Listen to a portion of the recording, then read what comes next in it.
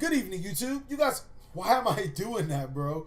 Hey, what's good with you, YouTube fam? You guys are now watching TheCaliEffect, or should I just say King of Games? And if you guys are here for Yu-Gi-Oh!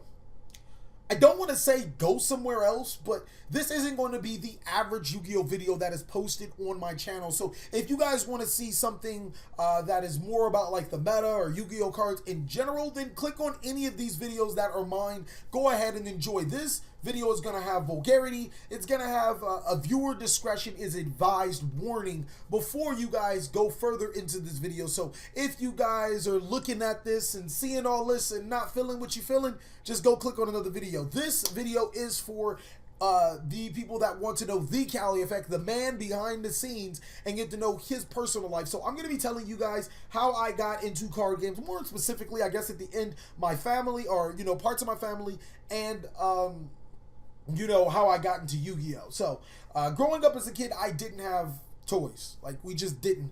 We were so poor that I would play with it was like a bottle opener, like the little champagne bottle opener you squeeze it and you turn it, then you pull. That was one of my favorite toys. I used to play with screwdrivers. I used to play with everything. Like, I didn't have toys. If I had toys, they would be like given to me from my friends, or, you know, I'd find a way to get toys. But I didn't have toys growing up. The only person that really had toys was my sister, my middle sister, and it's because her other side of her family, her father's side of her family, would buy her whatever the fuck she wanted. So me and my eldest sister didn't have toys, and I don't even think my eldest sister was ever into toys. So I don't even think that hurted her. So I would either play with some really obscure shit. I remember playing with a water hose before, but I would play some really obscure shit, or I would make my own toys. And how I would make my own toys is that, okay, so Transformers was one of my favorite shows. So was Pokemon growing up. So I would legitimately draw Transformers and Pokemon characters and cut them out and play with the little cutouts of them. And I got pretty good at it over time, but nothing really, you know, compensated for the card game. So I'm not 100% sure how I got into Pokemon. I just believe it was always there. You know, it was just always a thing. And my first, actually, I do remember, we moved into a homeless shelter, and it was a kid named Francis. Now, I thought Francis was a girl for like, oh shit, that was terrible. I thought he was a girl. I had a crush on him.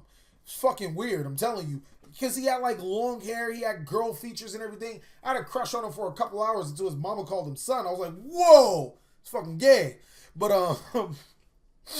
Kishi taught me into Pokemon, and I was like, oh shit, this fucking nice. And then Kishi gave me some cards, so I was like, oh fuck yeah, this is fucking awesome. That's actually, I'm glad I remembered how I got into Pokemon, because that was a confusing part of my life. But I get Pokemon cards and everything, and I'm playing with my cousins. My cousins Robert and TT, I'm not saying that they, you know, had a perfect life, but they had enough money to have stuff, and they had their family that would give them stuff on Christmas and all that other stuff. So they didn't have the best of life, but they lived in North Long Beach, which was a pretty expensive place at the time, and they had some pretty nice stuff. So we would play Pokemon all the time. We would go around the corner and, you know, get Pokemon cards, and I had to hustle my ass off. I had to use those cards that Francis got me to get more cards, and then I'd have to battle people, and I was like, damn, a nigga gotta win, because if I lose,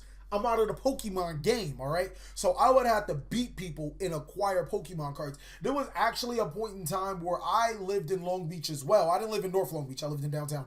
But we would all go to Shoreline Village, and we would steal like candy and all that other shit and Pokemon packs and all that other stuff from the store on the way to Shoreline Village. And then we would just be badass kids. I mean, we didn't really have it. We was out all day. We wanted food. It really started off because we were hungry. And, you know, we would just steal candy, steal food at the store, and we couldn't go back inside the house. And then it turned into, oh shit, now we can steal, you know, whatever we wanted. So we took a lot of Pokemon cards, and I paid for it in the end. I'll tell you guys a little later. That's actually what, I didn't stop Pokemon at the time, but I dwindled down a lot. But I hustled my way into a mountain of fucking Pokemon cards. And I mean, I had stacks of Pokemon cards. I'm not saying that I have stacks of Pokemon cards like I have Yu-Gi-Oh cards, but I mean, just to start off with like 6 Pokemon cards, and then to go, I think I had maybe, I used to count them all the time. I had like 2,000 or something. Like, that's a pretty good deal, especially when you a cat that don't have anything. So my Pokemon cards were everything to me. And that was before we started going to the store and stealing packs and everything. I think at the hype, I maybe had like, between me and my cousin, we had like 8,000 Pokemon cards. Of course, we had like a fuck ton of duplicates, but we had a lot of Pokemon cards, like a legitimate lot. So one day, my sister, we stopped stealing because, I mean, literally, unless it was for candy and like stuff to eat, I don't know why we thought candy was something to eat, we would just stop stealing. So one day, my sister goes into the store, and her and my cousin TT, they decide to go steal again, and they get caught. My middle sister gets her bag taken from her, and they tell her if she wants his bag back, they have to tell their parents. I want to say a couple days go by, and my aunt asks my eldest sister to go to the store and get her something. Now, keep in mind, my eldest sister had nothing to do with that theft at the time. So my eldest sister broke out, snitched on all of us, said we stole from the store, and we used to steal from Shoreline Village, which had nothing to do with it. And we all sat in the corner for like 8 hours and then got our ass whooped. And then they threw away all of my Pokemon cards. All of them, all 6,000 of them. They made me and my cousin throw away all of my Pokemon cards. Now, at the time, my favorite Pokemon were Ninetales. I loved Ninetales. I still like Ninetales. It's a pretty cool Pokemon. I like Hitmonlee, Hitmonchan. I love Electabuzz, Scyther. I love those Pokemon. And my cousin, he's not a snake or anything. My cousin Robert, he was I think I've told you guys about him. He was he was an athletic guy, but he was kind of like a cool athletic guy. You know what I mean? He wasn't like athletic as he played sports seriously, but he was the tall guy. He was a dark, tall guy that I just always had the freshest gear and all that other stuff. It was just real cool. He played Pokemon because everybody else played Pokemon. It was a cool thing to do. So this nigga, he was like, bro, I got you. I got your favorite Pokemon. He gives me a fucking Abra.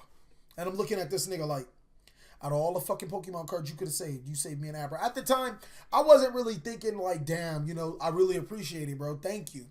At the time, I was like, nigga, Abra, my Ninetales was in there. Ninetales. Yo, Dragonites were in there. Dragonites. Well, he obviously saved his Dragonites, but still, like, you gave me Abra? But then now that I look back at it, he didn't have to save me shit, so I appreciated him. And that's actually where my love of Alakazam came from, is that one Pokemon card. But we had Pokemon cards left, not as many. We kind of had to scale back on it because they would keep throwing away our Pokemon cards. So it wasn't really, Pokemon started to die down a little bit. Now, this is when I moved from downtown Long Beach to East LA. That's when I started getting back into Pokemon again. But unfortunately, at that time, it was around the 4th grade, people stopped playing Pokemon. So, people started to pick up Beyblades and other things, and Pokemon kind of started to die down. Nobody really was huge into Pokemon. Now, at this time I lived in East LA, I used to take the train to the same school in Long Beach. And I remember walking down the street one day and asking this one kid, hey, you have Pokemon cards? And he was like, no, you got Yu-Gi-Oh cards? And I was like, what the fuck are you? No, I don't got Yu-Gi-Oh. I was thinking it was Beyblade or some shit. Like, nah, I don't got that shit. I don't got Digimon. I don't got Yu-Gi-Oh. I got Pokemon. I'm strictly Pokemon, all right? So I go to the school, and about a week later, everybody's talking about how Pokemon's, nobody really messes with Pokemon. It's all about Beyblade. It's all about Digimon. Cool, and it's all about Yu-Gi-Oh. Now, I hear this is the second time I heard this thing about Yu-Gi-Oh, and I'm like, all right, whatever. I don't know what this Yu-Gi-Oh is, but I'm sticking to Pokemon, all right?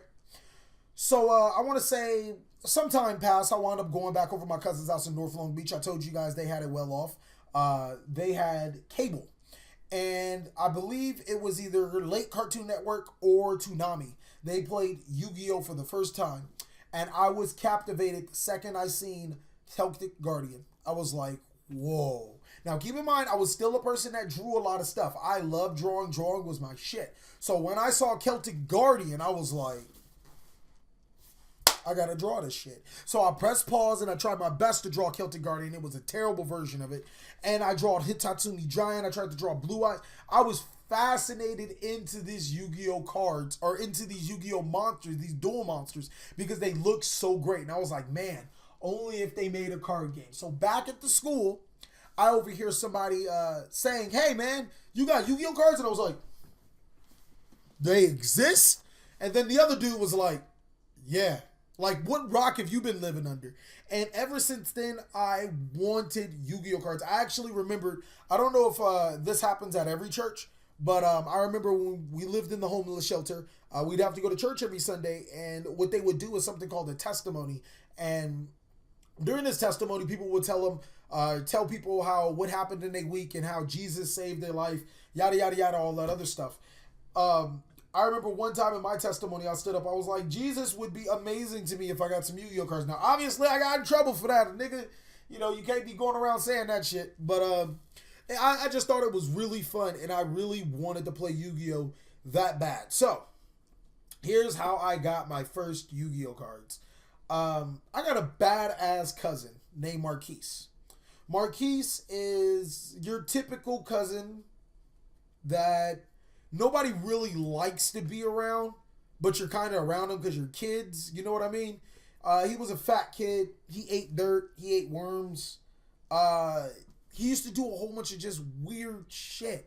Like, I remember one time we accused him of having sex with our dog, which, now that I think about it, I don't think he did it, but he used to eat dirt. So at the time, it was like, you eat dirt, you do anything. Now that I look back at Marquise, I love him. That literally, I don't want to say he's my favorite cousin, but I fucking love Marquise. If Marquise hit me up right now and he was like, bro, I need somewhere to stay, I got you, all right? Same thing with his brother, Baby Mar. Baby Mar was not awkward at all. Baby Mar was one of the cool guys. We would always capture insects and stuff and put them through the trials of death, where they would like go through a ring of fire, they'd have to dodge magnifying glass, you know, just boy shit, a whole bunch of weird shit. And Baby Mar was one of those guys. He was more like us. Kevin, or he was a skinny guy, light skinned. He looked like I don't know why we call him, he looked like a damn lizard.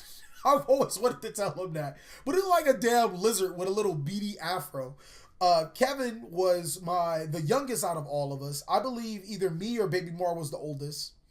I'm pretty sure, yeah, Baby Mar was probably the same year as me and probably like a couple months older than me. Then it was me. Then it was Marquise. Then it was Kevin. Kevin was a little guy, light-skinned little guy. Just, he wasn't gullible or anything, but he was really, he was like my best friend growing up. That was legitimately all the way until I want to say my senior year of high school. Me and Kevin, you couldn't catch us away from each other. Even when I moved out here in Vegas, I would go and spend the summer with him. Like, we would talk on the phone all the time. We did everything together. You could not separate us. We were literally like this. Like, there was no separating us. And all four of us were the tightest of all of my cousins. Now, I still have more cousins. Like I said, Robert, he never really came over to Kevin's house, or my Aunt Neva's house. And Markel was Kevin's bigger brother. And the relationship between Kevin and Markel, it was interesting because Markel was a big brother. He picked on Kevin. And I would defend Kevin, but some stuff that Markel would say was like, you know, I couldn't really defend. You know what I mean? So Kevin used to pee in the bed all the way until, shit, I don't fucking know, till a long ass time. And Markel would call his top bunk of the bed Pissy Island. And I'm like, I mean, you can't defend that when your older cousin is saying your little cousin pees in the bed all the time, and you sleep and you slept in the same bed with your cousin and that nigga peed in the bed. You can't be like, nah, man, he don't pee in the bed. Nigga, get that shit out of here. You just kind of like, damn. Like, stop hitting them with facts. You know what I mean? But overall, I don't think any of us had any hate towards each other. It was just like a brotherhood thing. We just all play around, all go around. We do a whole bunch of shit. We had a fucking it was a gang, not really. It wasn't a gang at all. It was called the Nick Knight Twins, and we just do a whole bunch of crazy shit, all of us together. I still remember all of our memories fondly, and I hope that my kids have memories like that with their family members. So time goes on, and the ice cream truck guy, there's an ice cream truck guy that lives down the street from my cousins. Marquise lives right across the street from Kevin. So Baby Marquise, Markel, Kevin, they all technically, they don't live together, but they live right across the street from each other, and I come over like every weekend. So we're always around each other. Marquise sees this ice cream truck, and he goes down there and he steals all of the Yu-Gi-Oh cards from the ice cream truck. Like all of them. He steals the ice cream too. This nigga's a straight savage. He stole everything. I don't even know how he got into the ice cream truck. I think he started working for him or whatever, and then wound up stealing everything. And the guy didn't know where Marquise lived, even though the guy lived down the street. So Marquise comes one day with all of these fucking Yu-Gi-Oh cards. And I'm like, fuck. Where'd you get all these Yu-Gi-Oh cards from? Marquise obviously, like, I stole them, because I'm not gonna lie, that nigga was pretty savage at times. And he didn't want to share with anybody. So, whatever. We're getting wet and everything. I'm not going to lie. I did have some ill intent because I wanted some Yu-Gi-Oh cards. So, he puts the Yu-Gi-Oh cards in, we start getting wet. He puts them in, like, a vent. I don't even want to say a vent. It's like an outside, it's like, okay, so basically it was a water heater that was put on the outside of the house as opposed to inside of the house. And by the water heater, it was surrounded in a metal locker type thing. It didn't have any locks or anything, but it was like a silver metal thing that was inside. He puts it inside there. We're all getting wet and everything. Marquise gets in front of the water thing, or in front of the water cooler. I see the opportunity to ruin the cards, and I wet him. He jumps out the way. His cards get wet. So the cards weren't necessarily wet, but Marquise was pretty upset, and I was like, yeah, that's what you get for not sharing those cards. They're not even yours. And Marquise was like, yeah, I was just messing with you. I was going to let you have some. And that's when I felt like complete shit. Like, I mean, I know Marquise was a dick at times, but, and on top of that, he stole them, but it wasn't right for me to ruin something like that. If karma was going to happen to Marquise, I shouldn't have been the karma. So I really did feel like a dick for that. And, I think I made it. I gave him some cards later on down the road. And Marquise winds up giving me my first Yu-Gi-Oh card. He gives me D-Human. Then he gives me the choice between Barrel Dragon and Dark Magician. I swear to God, I still regret this decision to this day. My dumbass picked Dark Magician. Marquise winds up trading that Barrel Dragon for a Mirror Force. And then winds up trading that Mirror Force for a Blue Eyes White Dragon. Not the LOB Blue Eyes. Just the Blue Eyes White Dragon. And all the time, we really don't know what's going on. We're just playing Yu-Gi-Oh cards, doing all this other stuff. And we're just having fun as kids. But that was my first experience with Yu-Gi-Oh! That is the first time that I got into Yu-Gi-Oh!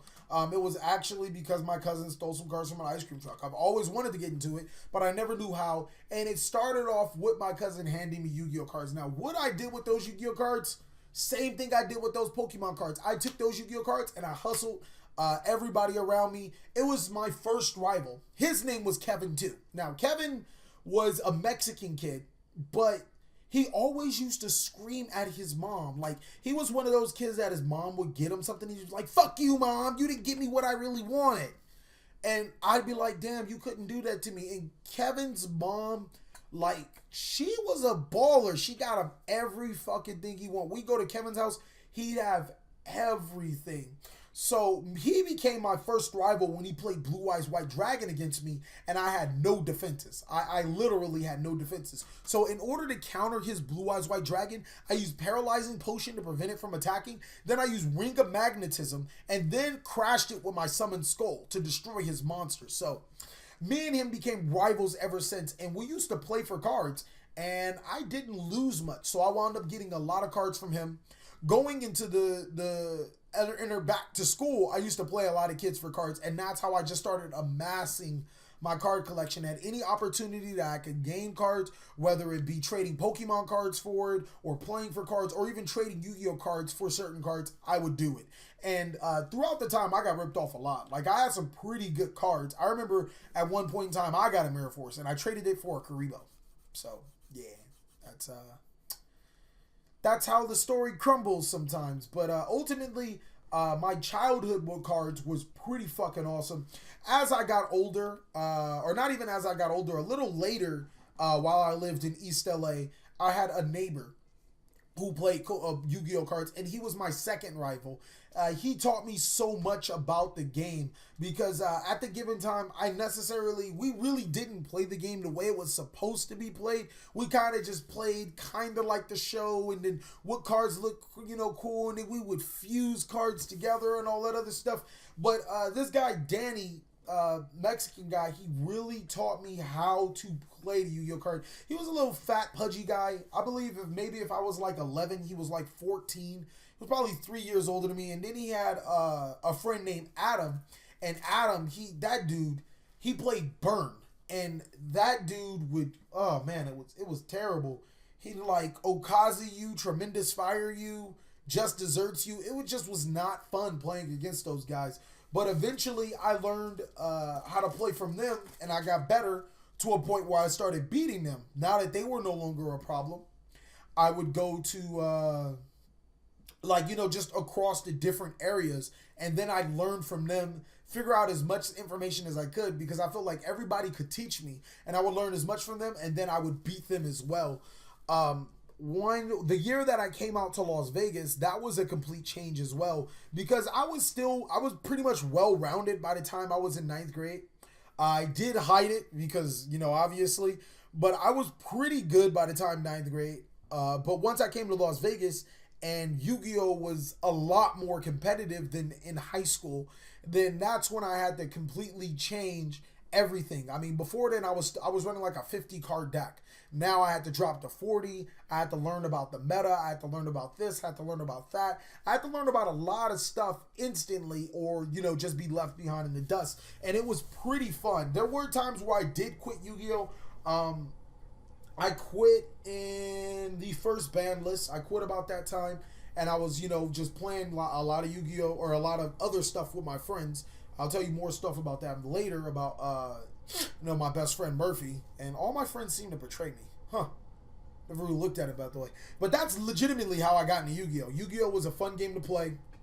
I really do appreciate the memories that I do have with Yu-Gi-Oh. I appreciate all the friends that I make. But more importantly, it really took me back to, how my family, how my cousins, how my brothers in arms, they're those my niggas, you know what I mean? They got me into Yu-Gi-Oh. And out of all of them, if it weren't for them, I wouldn't be playing Yu-Gi-Oh to this day. So thank you guys so much for watching. I hope you guys enjoyed this video. I want to know what got you guys into Yu-Gi-Oh, because this is actually a video I know you guys can relate to. Catch you guys later.